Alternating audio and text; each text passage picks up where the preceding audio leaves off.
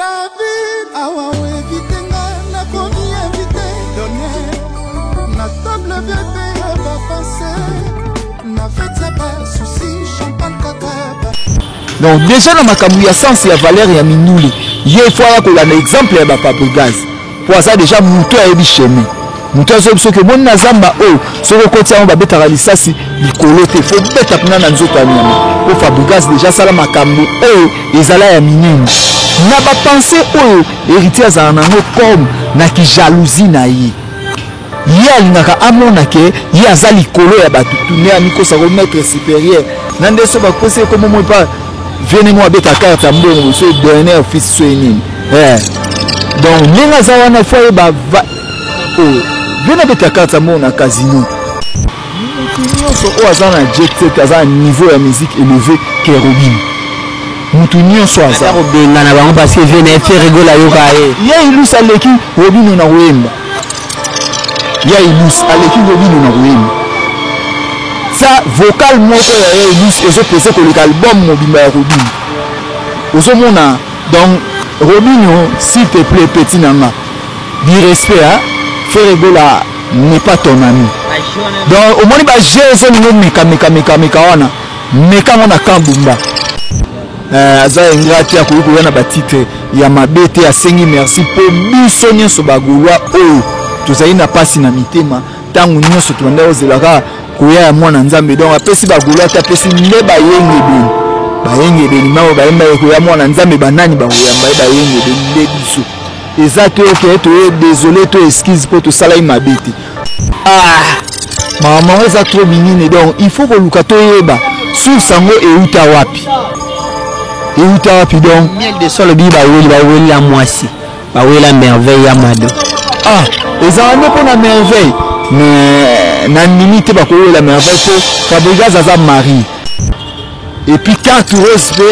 et ça là qui makambu yango ya ki esala donc carte rose eza que papa va zaki sur place mais pesi makambu parce que ce papa va zaki sur place bato tout ba bisaka biso to za danger ba ben sala biso te bino bo ya ndeko beta na matanga biso ce que to beta esika ya bisenga ils ont bon point. Oui, bon, il y a des musiciens, monsieur, comment on a musicien présacé, comme c'est pas dans la localité. Il y a des gens qui sont là. Famille présacée, ils ont mis Oyete. Gouate Thompson, aux familles présidentielles à Tumbara, Oliate. Donc, ce Oyete, ça dit Nini. Donc, musicien en deuil. Saint-Thomas, un garçon à répéter en chantier, la victoire. Maman, chantier, venant à papa Hervé au Salami. Donc Saint-Thomas donc il Saint-Thomas des alagi na kotonga ke pa batu au sala 15 ans au sala boye yebuta teka ki drogue ezalaki nango bongo te yango ebisi Saint-Thomas na tembe na ye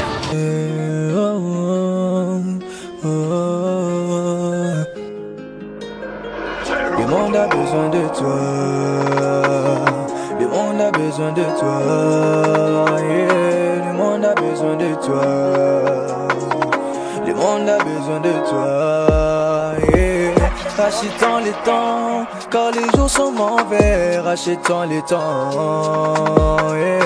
rachetons les temps, quand les jours sont mauvais, rachetons les temps,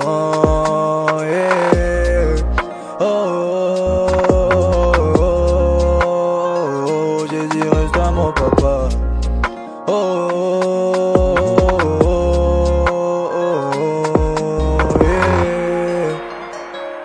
Mbote na balandi nyonso tu ya Karibu Magazine Télévision ezali ngai wabino Tarik Ngango le richissime journaliste ya Nzambe na présentation ya émission na mino bolingaka mingi actualité du moment une émission dont nous parlons de l'actualité culturelle de la République démocratique du Congo.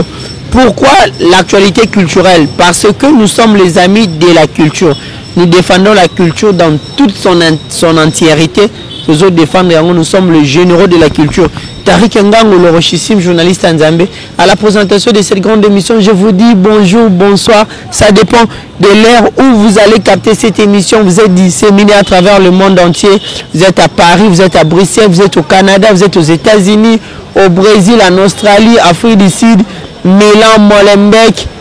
Allemagne, partout, on appelle Simon Mbote. Comme je disais, bonjour, bonsoir, ça dépend de l'heure à laquelle vous nous suivez. Je leur ai un plaisir aujourd'hui, le début à semaine, le 21 août 2022, c'est-à-dire petit à petit, Annie Pezo Kenetoro m'appelle Nasuka Yane, Toko tapé 2023. Un grand merci à Batunion, surtout, Topesi le Kumu, Pekembo, Ezongare, Paenza, mes grands potes en colo. Oyo abate la rabiso tangu nyonso malgré ba maramto sala ka ba masumu, mais il nous donne seulement la force, moi surtout et ça toujours kitoko. Dans le cadre de votre émission, je suis avec Sajamboka Yampaka Owapi Bolingaka Bosepelaka na biki na bandako bogangi. Sajamboka Yampaka ya pesa makambo. Et ça tellement bien. Derrière la caméra, c'est Genoa, je te dis bonjour. Merci beaucoup à toi de nous avoir assisté. Cet après-midi déjà, sans plus tarder, il faut la caméra n'a plus ça Jamboka Yampaka. Bonjour. Bonjour Tariq Ngangu Yanzambe. Naebi balandinyo so baotala Yampaka kenda pe kenda naza na bino de cœur naebi ke bolinga. Yebi sabato ke wana pour ma téléphone. Batamite malamu Yampaka pour ma téléphone et ça la bien. Téléphone était à $100, $200 et ça la bien. Danger Tariq Ngangu Yanzambe alobi donc problème à Chombo, allo dans Mobulu. Depuis Baïba Bagada Juka, clique on a Baïbingal sous Chombo. Ils ont une émission.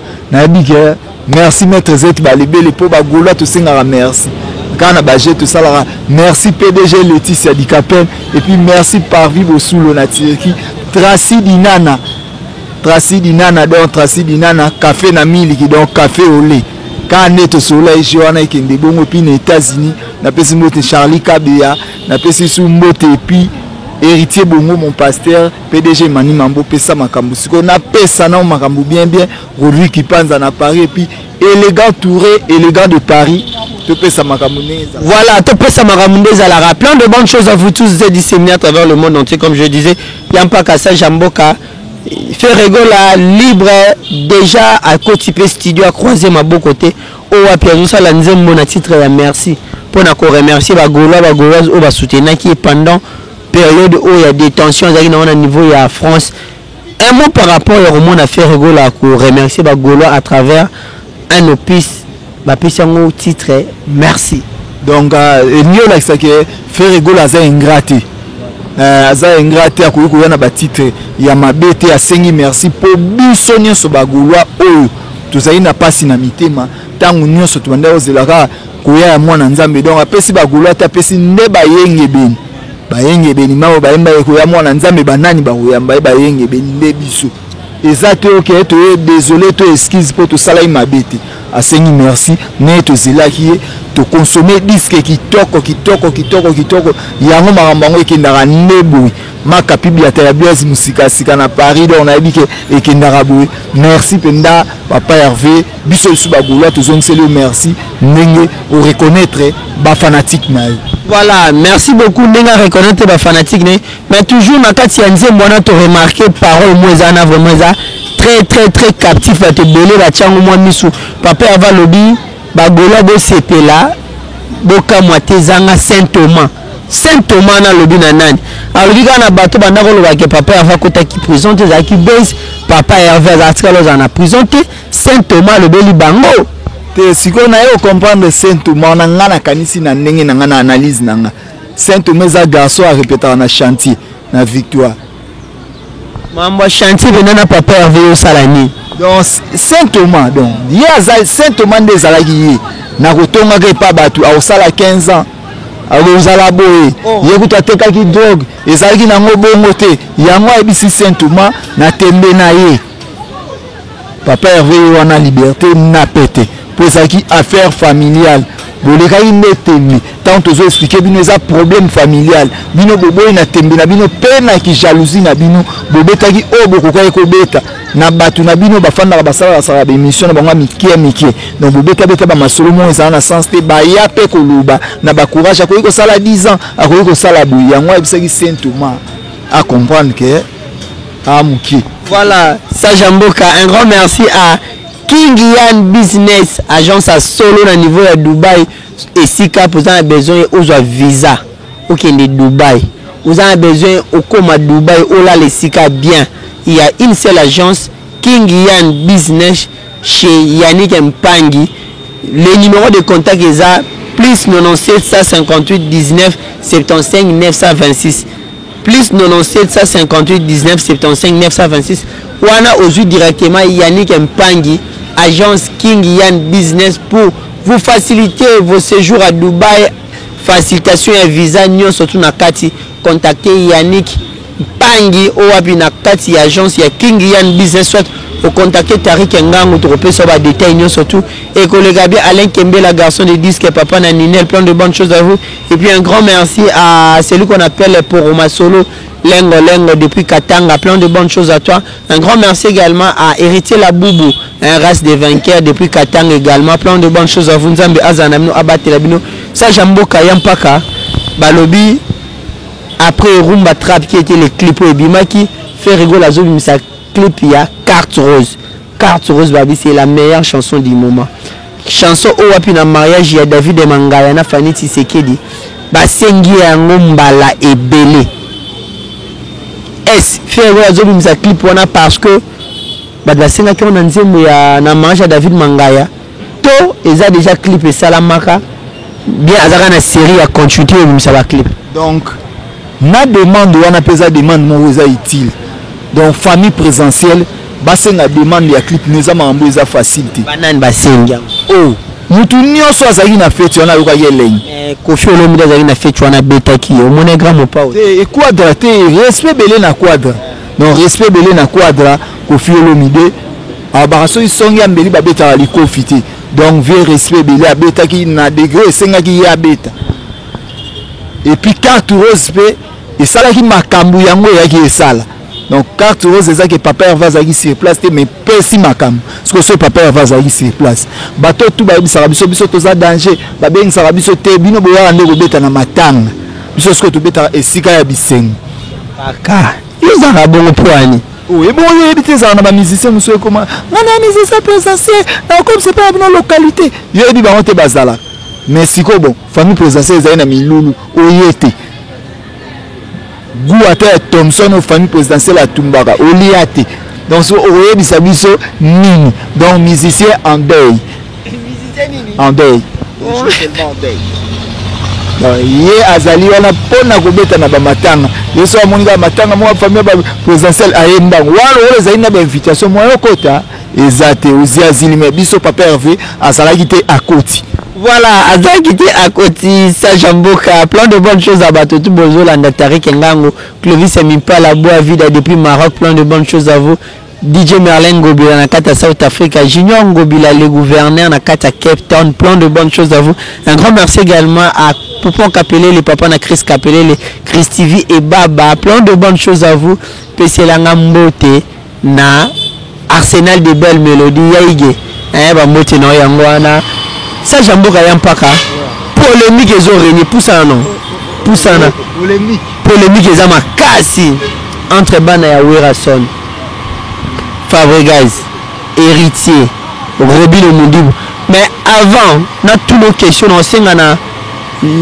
cameraman la biso abana c'est so image oh après tout solo langue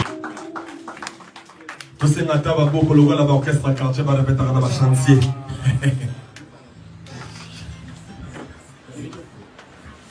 bango na maele na bango sala répéter na charger donc quand ça payer problème te merci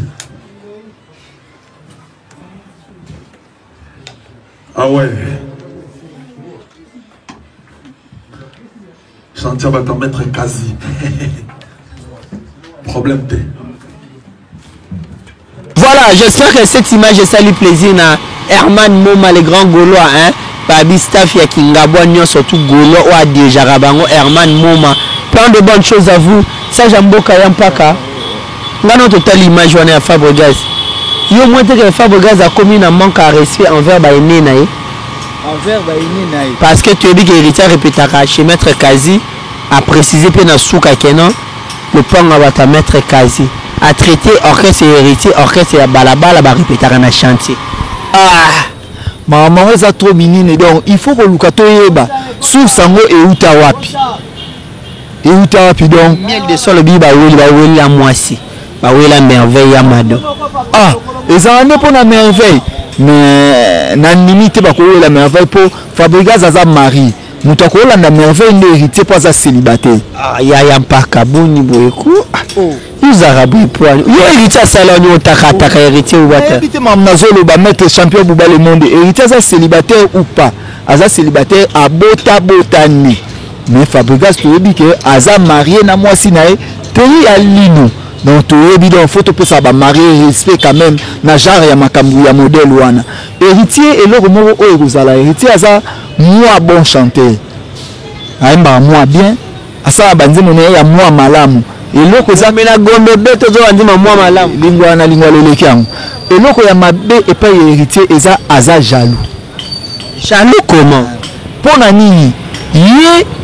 il faut comprendre que Fabregas aleki na sens Fabregas depuis que sonné bania musubazata na ba 5 ou 6 opis pe eratate donc déjà na makambu ya sens ya valeur ya minuli il faut ya ko la exemple ya ba Fabregas pour ça déjà muto ya chemin muto azo que bon na zamba soko kotia on ba betara lisasi likolo te faut beta pena na nzoto anyama pour Fabregas déjà sala makambu ezala ya minini na ba penser héritier za nango comme na ki jalousie na ye alingaka amona ke ye aza likolo ya batu tourner amiko sa remettre supérieur nande so ba poser comme moi pas venez moi beta carte mbongo so dernier office so nini donc ninga za wana foi ba venez beta carte mbongo na casino nazai maloba bon mi ba beta carte so tabolingo bazala so ali afini muninga so ali afini muninga ya wabenga pe yaka na martyr to uzala wana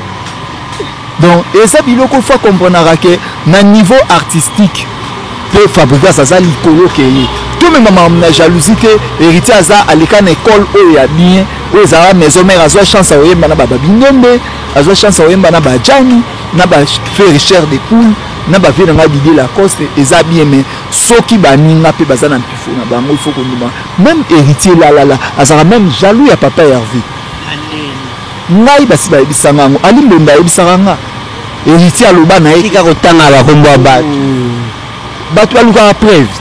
ali mbonda ebisanga Gilles Semo na Jobu merci ali mbonda ebisanga abana ngake héritier ebiseke ya alinga na memo poto yo kolandaka batu wana ya dynastie ce que tala net biloko beli mais oyaka boya musuna fere bozo sola soki alongoli motema wana vraiment ya jalousie et osala bien eza na sens que musique eza vaste Congo eza kwa nzumu mutu nyonso akoki kolambela yango et en plus pe musique eza business eza wa ba restaurant ezebele ba malewa ba manana ezali ebele mutu préféré alia na restaurant oye alini donc eza te que yo faut komisa que mutu ya restaurant bo akomi mbanda na non chez Flore pe ezali et apeka malewa malewa et pas malioni et apeka malewa donc eza bino nyonso bozo teka eza te komema na style ya motema moko oyo memaka yango eza bien te faut ko changer comportement makambo zo poussa Fabregas a traité orchestre héritier orchestre balabala ba répéter na ba chantier si quoi bon place pour ba répéter ici la tête bon akosi makambo ils ont chantier ici la tête est-ce que si là et si là tu malgré maître quasi son éminence wana vient na ndaku vient na biso ayulu ya irumu azana ina mbongo akoliko silisa yango mais Fabregas a cosité mambalobi za solo eza chantier parce que so héritier monique eza mabe mambo Fabregas a lobi aluka lopango asomba ou bien changer place à répéter et en plus place à répéter au fini mais vena ya pesi yango wana yango na sana ngoma pete Fabregas a cosité a fini mutu teke bemba mama nao alobi o eza réalité eza bongo héritier en tout cas oza artiste na mekara moi ko sepela nao Rosie Bikapen na mekara moi ko sepela na héritier mais a changé style pe ya kozala lelo bango nyonso baya so moni va nyonso ebimeza po faire azala motema mabiti nanu faire abima motema mabe mo te pona mutu mo ngana azala faire azosomisa Didier Lacoste orchestre la qualité à mon tour que faire attirer ko beta wanta mukolo moko te mes jeunes frères na biso héritier likaka ngai ngande na salaka wana ngai nde monisco baja faire po wera ye baka bosete wera ebaki Montana donc papa Hervé ya na kutu wera otuna papa Hervé Montana papa Hervé c'était Montana te Kabose Mwakanda donc Mwakanda net malgré na koti komoni to kobeta bakombo bakabose te po aza déjà nyama mbwa donc to kobeta lisolo na voilà ça Jamboka toujours na ordre onabi eza na Robino Mundi balobi akobenga na ba impolignon surtout baza na orchestre ya ve na ye jet set ya fait rigole Robino talo d'audace azuna courage à jouer au babon nyonso o aza na jet set aza un niveau ya musique élevé que Robino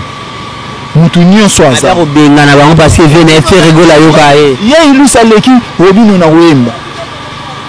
ya ilus aleki Robino na wemba ça vocal moko ya ilus ezo pese ko le album mobimba ya Robino ozomona donc Robino s'il te plaît petit nanga du respect hein Ferregola n'est pas ton ami donc au moni ba jezo ningo meka wana meka mona kambumba nanda kwa juda makwala kuyana lenge wana te wa mdana webise na pesi mote ba ya Remindo Mbasi ya yuka biku mangama neka kezala maître dali ya kuza grande puissance buzo bana ko meka yango na jet set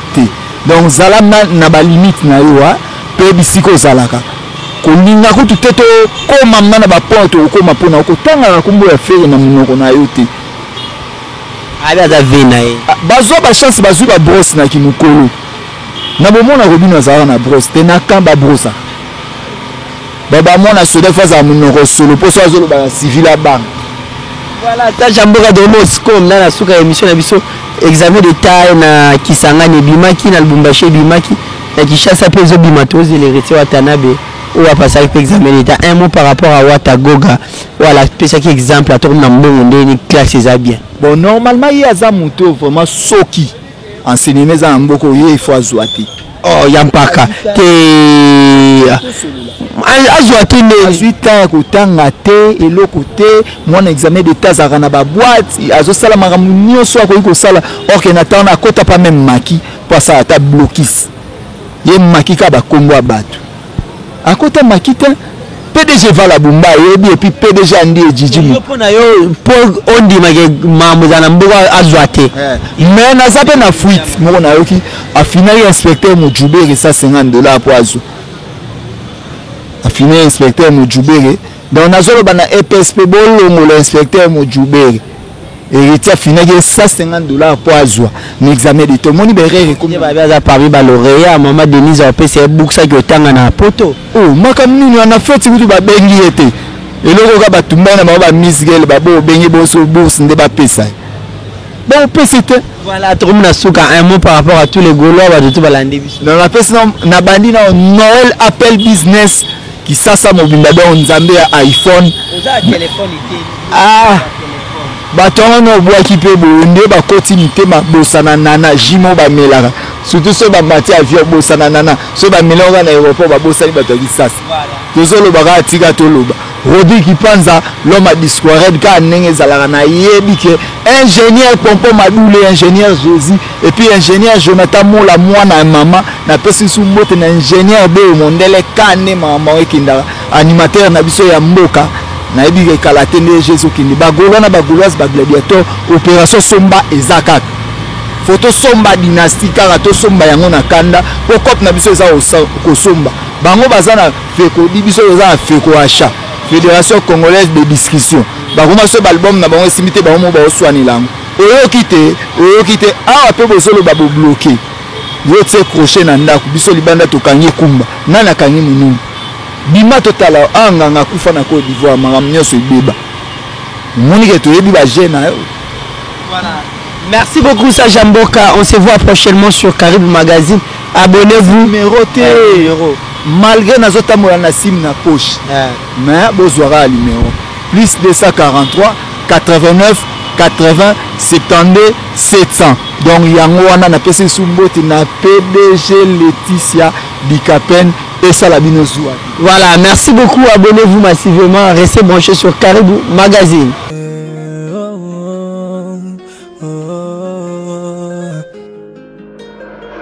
Le monde a besoin de toi.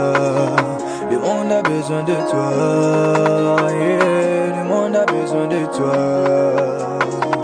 Le monde a besoin de toi, yeah. Rachète-en les temps, car les jours sont mauvais. Rachète-en les temps, yeah. Rachète-en les temps, car les jours sont mauvais. Rachète-en les temps.